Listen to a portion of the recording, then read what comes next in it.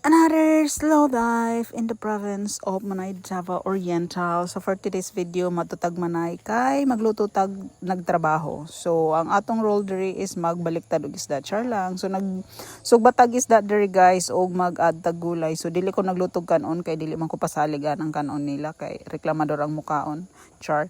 So ang giluto nga gulay is kalabasa, sitaw og talong og okra. Gisa-gisa ra ni good siya guys, magic lang. So gibutan ra na ako na siya magic syrup kay wala man ni karne, walay bisag unsa dihang gihalo, pure gulay ra.